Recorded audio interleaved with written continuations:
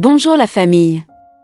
Si vous avez déjà entendu qu'une personne a de la personnalité, cela veut dire souvent que cet individu-là a une forte personnalité. Beaucoup ne va pas le dire, et même ne le sait pas encore, mais tout le monde aimerait avoir une forte personnalité. Pourquoi ? Parce qu'une personne avec une forte personnalité se respecte soi-même, et sait se faire respecter par les autres. Si vous voulez devenir une personne qui se respecte, et qui veut se faire respecter par les autres, cette vidéo est faite pour vous. Nous allons voir comment avoir une forte personnalité. C'est parti!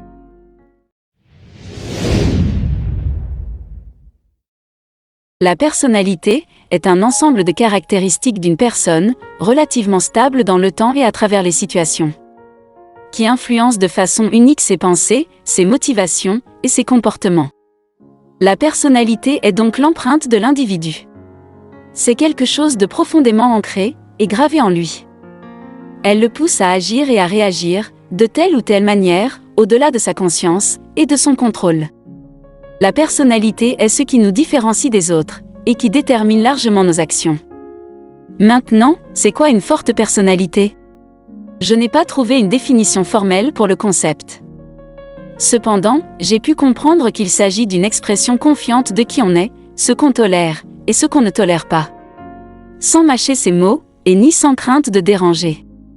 Élaborons un peu. Une personne avec une forte personnalité, c'est quelqu'un qui est sélectif dans ses choix d'amis, et surtout de relations. C'est quelqu'un qui n'est pas superficiel dans ses intérêts, et ses sujets de conversation. Il ne réclame pas de l'attention des autres, et il n'a pas peur d'agir. Tout ceci est vrai. Mais résumons le concept d'une manière plus simple et compréhensible. Une personne de forte personnalité est une personne qui a de l'autorité sur elle-même. Une personne qui a de l'autorité sur elle-même est une personne qui a une autorité intérieure forte. Bien sûr, il existe également un type d'autorité appelée autorité intérieure. Si l'autorité, telle qu'on la connaît, consiste à diriger et conserver l'ordre et l'intégrité d'un groupe, l'autorité intérieure, quant à elle, consiste à apporter et garder un sentiment de cohésion et de force intérieure. Lorsque vous avez de l'autorité sur vous-même, vous écoutez votre conscience. Vous pouvez lâcher prise sur votre ego quand il le faut. Vous pouvez prendre du recul face aux événements, au lieu de réagir aveuglément.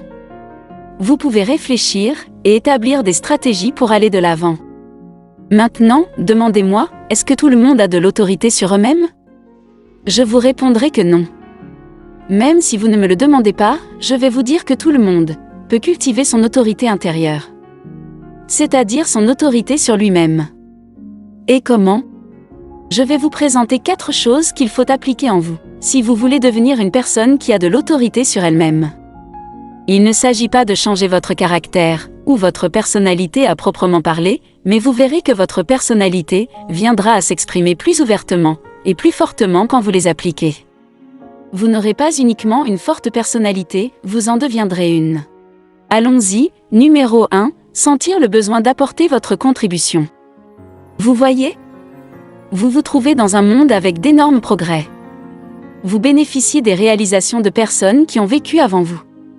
Vous bénéficiez d'un système d'éducation, issu de l'effort d'innombrables individus qui ont essayé, échoué puis essayé encore, avant de parvenir à ce que vous avez aujourd'hui. Les inventions qui facilitent votre existence, les systèmes de santé, et toutes autres mises en place qui améliorent votre niveau de vie d'aujourd'hui, sont les fruits de travaux, de combats, et de luttes des gens qui ont vécu avant vous. Vous devez sentir de la gratitude pour ces choses. Oui, mais le plus important, c'est que vous ne devez pas être qu'un simple consommateur de ces fruits. Vous devez sentir l'obligation de réaliser quelque chose à votre tour, pour porter votre contribution dans l'amélioration de ce monde. Pour votre société, et pour les générations à venir. Arrêtons un peu. Je ne suis pas en train de vous dire que vous devez être un génie, ou que vous devez réaliser de grands exploits, inventer des dernières technologies, ou autres. Mais dans tout ce que vous exercez comme fonction, accomplissez-la avec un sentiment d'amélioration. Pour vous, et pour tous ceux qui sont tout autour de vous. Avec cet état d'esprit, de sentir le besoin d'apporter votre contribution, vous serez en mesure de définir vos buts, et trouver le sens de votre vie. Et il n'y a rien de plus qui traduit une forte personnalité, que celui qui sait ce qu'il veut pour sa vie, et ce qu'il veut en faire. Numéro 2, découvrir ce qui est unique en vous. Découvrez ce qu'il y a d'unique en vous, veut dire de bien vous connaître. Cela veut dire connaître vos penchants naturels, vos goûts, et tout ce qui vous attire spontanément.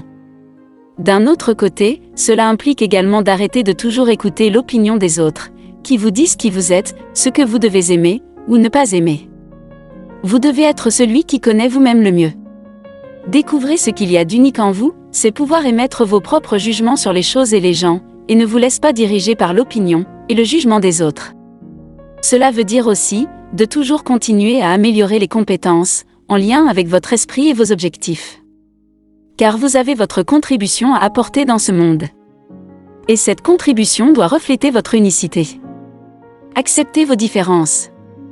Car lorsque vous le faites, votre personnalité devient remarquable, elle sort du lot.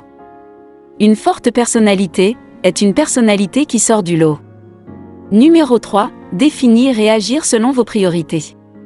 Vous vivez dans un monde plein de distractions. Que ce soit des activités qui ne conviennent pas à vos objectifs ou des gens qui ne partagent pas les mêmes centres d'intérêt que vous. Vous souvenez-vous que les personnes à forte personnalité sont sélectives? Que ce soit dans leur choix d'amis ou de relations. Vous devez comprendre que certaines activités sont une perte de temps.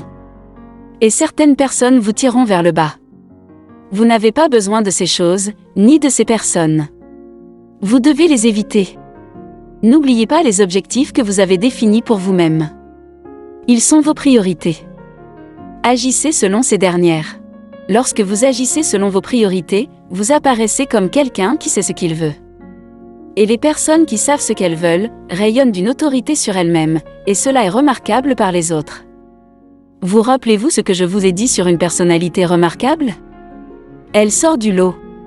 Numéro 4, avoir des attentes élevées. Avoir des attentes élevées, c'est viser l'excellence. C'est vouloir réaliser des choses qui marqueront durablement les esprits. À travers vos objectifs, évidemment. Et comment atteindre l'excellence? Eh bien, par de l'autodiscipline et de bonnes habitudes de travail. Si vous voulez en savoir plus sur comment avoir de bonnes habitudes de travail, cliquez sur cette vidéo en haut à droite qui s'affiche. Revenons maintenant à l'autodiscipline. Si vous voulez cultiver de l'autodiscipline, prenons l'exemple d'un grand génie ayant existé, Léonard de Vinci. C'était un fils illégitime qui avait été très peu aidé, et qui avait reçu très peu d'instructions au début de sa vie. Cependant, il avait une devise. Ostinato rigor, qui signifie « rigueur obstinée ». Il était extrêmement appliqué et dur envers lui-même. Il se surpassait, retravaillant les moindres détails pour rendre ses œuvres plus parfaites. Lorsqu'il s'attelait à un problème particulier, il était pleinement concentré. Il était animé par un sentiment de mission personnelle. Cette discipline de travail, que Léonard de Vinci s'est imposée à lui-même, a fait de lui l'une des fortes et excellentes personnalités que ce monde a données. Alors appliquez ces mêmes principes à vous-même. Les résultats ne seront plus que gratifiants. N'oubliez pas, ces leçons ne vous demandent pas de changer votre personnalité. Cependant, si vous les appliquez, vous verrez que quelque chose changera en vous. Quelque chose qui vous rendra remarquable. Vous n'aurez pas uniquement une forte personnalité, vous en deviendrez une.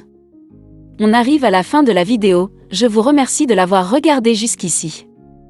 Le contenu de cette vidéo vous a été utile? Si oui, n'hésitez pas à vous abonner à la chaîne pour plus de contenu à venir. À bientôt!